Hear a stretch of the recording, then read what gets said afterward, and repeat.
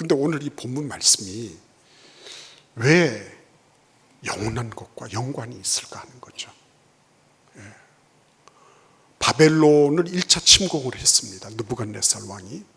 바벨론이 느부갓네살 왕 필두로 해서 1차 침공을 해서 유다 왕국을 유린했어요. 그래서 끌고 갈 사람 끌고 가고 가져갈 거 탈취해서 가지고 갔어요. 그런데 예레미야를 통해서 하나님이 말씀을 하시는 겁니다. 성전 앞에 광주리 2개를 딱 놓으시고 그 안에 무화과 열매를 놓으셨어요. 근데 어느 한쪽은 보니까 어마어마하게 탐스럽고 좋은 무화과 열매가 있고 한쪽은 보니까 이게 아닌 거예요. 완전히 썩어서 못 먹을 그런 무화과가 있는 거예요. 그래서 이게 뭔지를 모르는 거죠. 이게 무슨 의미인지를 모르는 거예요. 그런데 하나님께서 예레미야에게 해석을 해 주시는 겁니다. 그죠? 해석을 해 주시는 거예요. 그러시면서 이 좋은 무화과라고 하는 거는 앞으로 바벨론 땅에 투항하고 거기로 가서 그곳에 가서 사는 사람들, 이 사람들이 좋은 무화과 나무, 좋은 무화과 열매야. 여기에서 투항하지 않고 결사항전을 하거나 애굽으로 피신해서 가는 사람들, 그 사람들은 아주 나빠서 못 먹는 그런 무화과가 될 거야. 이렇게 말씀하시는 거예요. 예레미야가 듣고 어떻게 생각했을까요? 이해가 됐을까요? 안 됐을까요? 이해가 안 되죠. 왜 안 됐을까요? 일반적인 통념하고 다르니까. 이해가 안 되는 거죠. 어떻게 하루살이가 내일을 알겠어요? 오늘 하루 살다가 끝나는 거지. 그렇죠? 마찬가지로 예레미야도 시간 내적인 존재였어요. 그렇기 때문에 하나님, 영원하신 하나님이 말씀하시는 것을 알아들을 수도 없고 이해할 수도 없었어요. 왜? 당시에는 결사항전하는 게 애국하는 거. 그렇잖아요, 여러분. 생각해 보십시오. 어느 쪽이 더 나을까? 예? 우리 조상은 그냥 바벨론 왕이 한번 딱 휩쓸고 지나갔을 때 알아서 우리는 백기를 들고 바벨론으로 귀순해서 그래가지고 거기서 잘 먹고 잘 살다가 다시 우리 고향으로 돌아왔지. 고레스 덕분에. 이렇게 얘기하는 사람들하고 우리 조상들은 정말 있는 힘을 다해서 나라를 지키기 위하여 순국선열이 돼서 그래서 우리는 언제든지 어느 때든지 우리 조상들을 생각하면 바벨론의 폭거에 굴복하지 않고 끝까지 나라를 지키기 위해서 목숨을 바친 애국애족한 조상들의 후손들이야 우리는. 너희들하고 우리가 무슨 뭐가 되겠니? 너희들 감히 우리를 넘보지 마라. 너희들은 친 바벨론 인명사전에 너희들 조상들 이름이 다 적혀 있어. 너희들 두고 그게 수치고 부끄러운 줄 알아. 우리 조상들은 끝까지 싸우다가 돌아가신 거야. 어느 쪽이 명분이 있어요? 어느 쪽이 여러분 더 사람들 사이에서 그래 나도 저렇게 살아야지 하고 싶은 동기를 불러일으키겠어요? 그러니까 여러분 이런 것들을 가만히 보면 하나님께서 지금까지 계속 말씀해 오신 게 뭐죠? 우리가 일반적으로 생각해서 옳다고 우리가 일반적으로 생각해서 사람들에게 인정받을 만한 넓은 일이 아니었어요. 늘 좁은 길이었어요. 사람들에게는 물음표 달게 만들고 왜 저 사람은 저렇게 행동해? 왜 우리 아빠는 엄마는 왜 그렇게 교회 다닌다 그러면서 그런 일을 해? 라고 말 들을 만한 그런 길들 이런 것들이었어요. 여러분 투항하고 항복하고 그렇게 해서 두고 후손들에게 친 바벨론 인명사전에 우리 조상들이 있더라 그렇게 얘기를 듣는 조상들 그런 조상들의 길을 선택하는 게 쉬웠겠어요?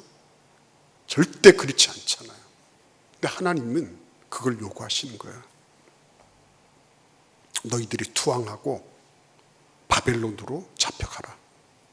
그게 바로 좋은 무화과 나무, 그 열매. 네, 이렇게 말씀하시는 거예요. 자, 여러분, 이제부터 우리가 왜 이런 일들이 벌어지게 됐는지를 살펴볼 필요가 있겠죠. 그렇죠? 네, 왜 이런 일이 벌어졌을까?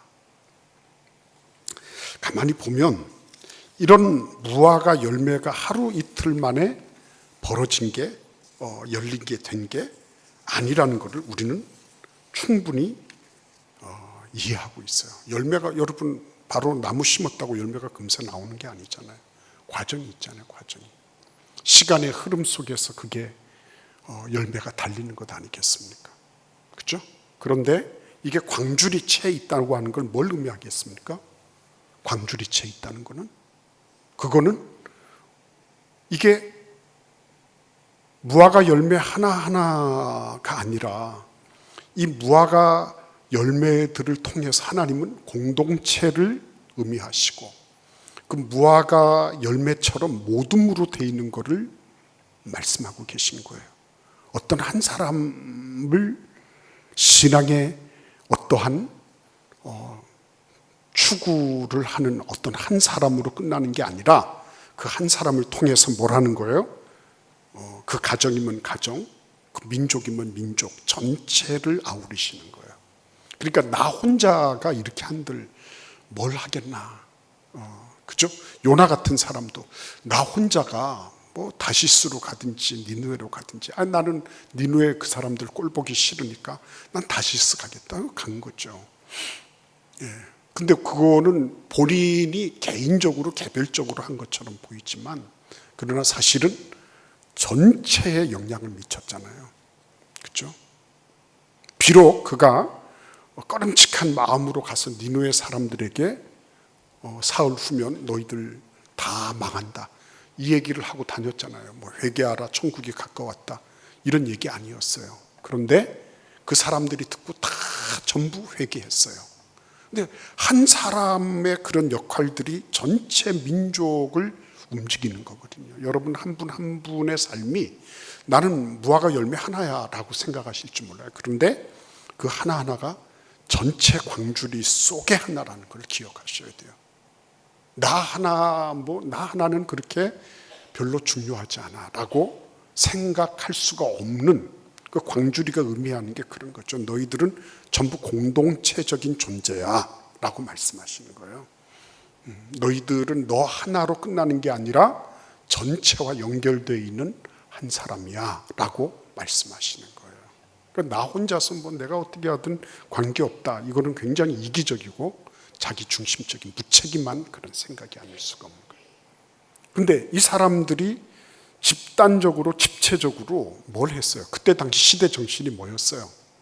우리가 한번 싸워보고 이겨보자는 거 아니에요. 그 시대 정신에 대해서 하나님이 딴지를 걸고 나오신 거예요. 너희들이 다들 결사항전하는 거를 애국애족으로 삼고 그거를 통해서 너희들의 명분과 너희들의 정당함을 드러내려고 하는구나. 절대로 그건 아니라는 거죠. 근데 사람들이 결국 어떻게 했습니까? 부패하고 썩어서 못 먹는 무화과 열매처럼 그렇게 나가서 떨어진 거, 그걸 우리는 유다 왕국의 역사를 통해서 보는 거. 대부분의 사람들은 그렇게 살지 않았죠. 나가 떨어지죠. 물론 잡혀가고 스스로 투항한 사람들도 있었어요. 그러나 그렇지 않은 사람들 많았어요. 이게 뭘 의미하는 거예요? 시간의 흐름 속에 뭔가가 있는 거죠. 시간이라는 게 결국 어떤 속성을 가지고 있습니까? 시간은 뭐 우리가 늘 알다시피 공평하고 공정해서 누구에게나 다 똑같이 분배되는 거다. 그렇죠? 이거 잘 알고 있어요. 그래서 뭐 가난한 사람이나 부자나 뭐 배운 사람 못 배운 사람 할 것 없이 시간에 대해서 나에게는 왜 이렇게 시간을 적게 줬어? 불공평해 라고 말하는 사람 한 명도 들어본 적이 없어요. 한 사람도 그런 사람이 없어요. 근데 여러분, 시간은 말은 없습니다. 자기 주장은 하지 않아요. 그런데 시간은 뭘 가지고 자기를 증명해 내려고 하죠? 시간이 뭘 가지고 자기가 존재하는 걸 알려고 그래요. 주변의 현상들을 보면서 아는 거죠. 바람이 부는 걸 우리는 알 수 없어요. 근데 이파리가 떨리는 걸 보면 바람이 있는 걸 아는 것처럼 시간도 아무 말이 없어요.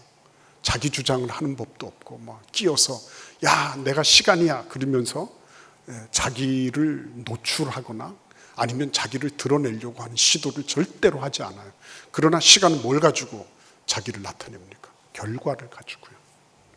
결과를 가지고 시간은 자기를 드러냅니다. 하나님이 일하시는 거는요, 시간 안에서 일하시는 거죠. 시간 안에서. 시간은 그냥 단순하게 우리에게 배정되어 있는 공정하고 공평한 자산 정도가 아니고 시간은 하나님이 일하시는 바탕이에요. 근데 그 시간을 통해서 하나님은 뭘 내세요? 결과물을 내시는 분이에요. 왜 저 악인이 저렇게 잘 될까? 저 거짓말하는 저런 사람이, 사기꾼이 어떻게 저렇게 모든 게 다 될까? 잘 될까? 뭐 그렇게 궁금하잖아요. 근데 시간이 쑥 지나고 나면 다 드러났죠. 그렇죠?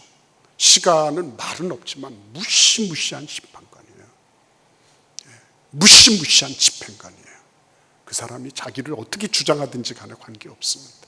장례식만 가봐도 알잖아요. 장례식만 가봐도. 멀리 안 가도 돼요. 장례식만 가봐도 그분의 삶의 어떤 한 단면이 그대로 드러나잖아요. 어렵지 않아요. 결과물을 만들어내는 그런 특징을 가지고 있습니다. 그러니까 여러분, 그냥 시간은 말없이 그냥 뚝딱뚝딱 지나가는 것처럼 보여요. 그렇지만 반드시 그런 것만 아니에요. 그래서 시간은 때때로 오해와 착시를 불러일으키기도 하는 겁니다. 그래서 여러분, 시간은 뭐를 하냐면요, 시간은 부러워하는 게 하나 있어요. 모든 것을 시간 속에 내비두면 과정을 통해서 결과물을 내지만 시간이 부러워하는 게 하나 있어요. 뭔지 아십니까? 시간의 그 세월의 흐름을 방해하거나 아니면 그것을 멈추거나 이룰 수 있는 장사는 아무도 없습니다. 근데 시간이 딱 꼬리를 내리고 꼼짝 못하는 게 한 가지 있죠. 그게 뭐예요? 영원이죠. 영원. 영원 앞에서는 시간은 뭐 오금을 펴지 못해요. 자신이 원하건 원치 않건 영원성 앞에서 시간은 아무것도 아닌 거예요. 그러니까 여러분 뭐라고 말씀하시고 있어요? 시편 90편 4절에 보시면 모세는 이렇게 기도하잖아요. 주의 목전에는 천년이 지나간 어제 같으며 밤의 한순간 같을 뿐임이니이다. 그랬어요. 천년이 지나간 어제 같은 거예요. 천년이. 시간이 흘러가는 걸 이렇게 보면 지금 벌써 우리가 3분의 1을 지나왔거든요. 근데 1년에 3분의 1을 지나오면서 시간에 대해서 내가 달력을 보니 뭐 이렇게 벌써 8월 달이 지나가고 선선한 바람이 불고 이래서 우리가 시간이 흐르는 걸 알지만은 그럼에도 불구하고 시간의 흐름을 그렇게 이게 내 자신의 삶에 있어서 이 시간이 가지고 있는 그런 의미들을 내가 이걸 포착하면서 살아가고 있나? 별개의 문제예요. 물리적으로 흘러가는 시간에 대해서는 이제 8월 27일 우리는 알고 있어 이렇게 말을 할지 모르지만 그러나 이 8월 27일이 가지고 있는 그 중요성, 그 의미, 그것을 통해서 내가 시간 속에서 감당해야 될 일들, 이런 부분들을 우리는 잘 모르는 경우가 많은 거죠. 천년이 지나간 어제 같다. 그래서 영원 앞에서는 정말 아무것도 아닌 거죠. 큰 대양 속에 한 방울 물 같은 게 시간이에요. 그게 천년이건 만년이건 영원 앞에서는 없는 것과 같은 거예요. 근데 우리는 착각을 하잖아요. 우리가 마치 시간 내 존재이면서 영혼을 사는 것처럼 착각을 하는 거예요. 그렇지 않다는 거. 언젠가는 이 시간은 결과물을 내고 우리로부터 떠나가게 될 거예요. 그죠? 그리고 그 결과는 뭐예요? 좋은 무화과가 있고 나쁜 무화과가 있는 것처럼 적당한 무화과가 없다. 중간지대가 없다는 거예요. 결과는. 응? 내가 그냥 나는 너무 선하지도 않고 너무 악하지도 않고 적당한 수준에서 난 매일 교회 나오는 것도 아니고 매주 교회 빠지는 것도 아니고 난 징검다리로 한 번씩 가다가 적당하게 한 번씩 와서 그래서 체면치레하고 하나님 앞에 그래도 나는 이 정도는 했어요. 100점은 아니지만 빵점은 아니지만 50점 정도는 했어요. 이게 없다는 거 아니에요. 시간 앞에서 절대로 중간지대가 없다. 회색지대가 없다. 시간은 우리에게 좁은 길이면 좁은 길, 넓은 길이면 넓은 길을 요구를 하지 우리의 삶 속에 적당하게 보이는 길을 내가 걷고 있다 할지라도 결국은 그것이 좁은 길이든지 넓은 길이든지 둘 중에 하나일 거예요. 어느 정도 비슷하게 갈 수 있을지는 몰라요. 그러나 결국은 천국이든지 지옥이든지 둘 중에 하나예요. 중간 기착력은 없어요. 그러니까 이 남유다 사람들이 가지고 있었던 멘탈이 뭐였습니까? 기회를 봐서 애굽으로 도망치려는 사람들이 있었죠. 그 사람들이 아마 중간 정도 하려고 했던 사람이에요. 남아서 결사항전하기에는 위험하고 바벨론 가기에는 자존심이 허락지 않고 그러니까 애굽으로 도피해서 애굽 쪽으로 가면 한 50정 정도는 될 거라고 생각했던 사람들. 그런 사람들이 남유다에도 있었어요. 이 남유다 왕국의 사회라는 게 결국은 그들은 그렇게 해서 가면 계속 자기들의 아이디어가 먹히고 자기들의 생각이 다 옳아서 그래서 계속 갈 줄 알았어요. 근데 벌써 바벨론 왕한테 1차 침탈을 당했잖아요. 그리고 나서도 안 되는 거예요. 정신 못 차리는 거예요. 그리고 나서도 지금 자기 앞에 죽어가고 있잖아요. 여러분 120년 동안 노아가 방주를 지으면서 지금 눈앞에 물이 차서 오르고 있거든요. 누가 방주로 쫓아가서 두드리면서 나도 좀 태워주세요 한 사람이 있었어요? 아무도 없었어요. 여러분 시간이 우리에게 그냥 마냥 주어진 게 아닙니다. 시간 속에서 우리는 뭘 하는 거죠? 선택을 하고요. 그리고 우리의 방향성에 대해서 시간 속에서 내가 내 자신을 의식하도록 하나님은 우리에게 자유의지를 주셨고 의식할 수 있는 힘과 능력과 정신과 이성의 힘을 주셨어요. 그거를 발휘해야 됐거든요. 그걸 발휘해야 했어요.